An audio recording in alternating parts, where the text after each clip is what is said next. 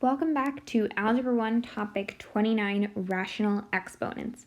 This is a four-part video, so the first part of the video, I should say the first two parts of the video, are a note sheet that I created, and the last two parts, parts 3 and 4, go with a foldable. And those are just more extra practice problems. So, rational exponents. Let's try to solve, so if we have the square root of 25. Now here, this square root symbol is called a radical. So the square root of 25 is 5. And that's because we knew 5 times itself gives us 25. So a square root is asking, okay, what number times itself gets you that answer that is underneath the radical? So how can we simplify the square root of 25 times the square root of 25? Well, that, we know since the square root of 25 is 5, and the square root of 25 is also 5, then 5 times 5 gets us 25. So in other words, we can rewrite this as the square root of 25 squared equals 25. So our radical right here and our square root, they basically cancel each other out. So we're just left with what's under our radicand. So we can generalize this. If we have the square root of a just being any number, times the square root of a, that will give us a. Another way that we can think about this is, okay, if we have a to some power times a to some power, and we know that gives us a, this a here, this product, this answer here, is really a to the first power. Because remember, whenever we don't see an exponent, we write a 1. And we know that when we have the same bases, we add the exponents. So we have to think, okay, we know these are duplicates right here. They're not any different. So something to a power times the same thing to that same power should give us a to the first power. So what something plus itself will give us 1 if we think about our exponents? Well, a to the 1/2 times a to the 1/2 equals a to the first, because we know that 1/2 plus 1/2 equals 1.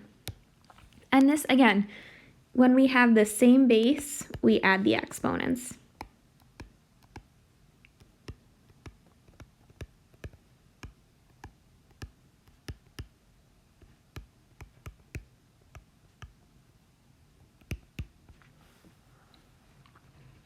So we can generalize this, that the square root of a really means that that's a to the 1/2 power. Let's go on to some examples. So if we have 25 to the 1/2, that is the same thing as the square root of 25, which is 5. 9 to the 1/2 is the same thing as 3, or the square root of 9. 225 to the 1/2 is the same thing as the square root of 225, which is 15. So we know then if we have a number raised to the 1/2 and we square it, we just get that original number. And we know that if we have a number squared and we take the square root of that, it's actually the exact same thing, and we still end up with that number. So here, this would just equal x. They cancel each other out. And we can actually apply the property of exponents here because we know that when we have a power raised to a power, we multiply. So if we rewrite this, we get x to the 1/2 times 2. Now this 2 is really over 1. Now 1/2 of 2 is just x to the first, or just x. If we try it with the other example, x squared times 1/2. Again, we know that 2 is really 2 over 1.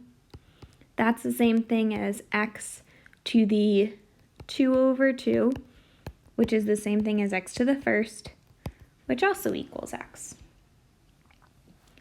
So a rule that we can apply here when writing our exponents is, let's say we have a number a, and let's say it's raised to a fraction, where m and n are just numbers in our fraction. M is our numerator here, n is our denominator. This is the same thing as the nth root of a, all raised to the mth power. Or we can say this is the exact same thing as the nth root of a to the m. So all of these things are equivalent. If we get something in a problem that either looks like this or like this, we can rewrite it like that. And just a quick side note here, whenever we just see a plain old square root or a radical symbol, that implies that our root is 2. So this implies that we're dealing with a square root.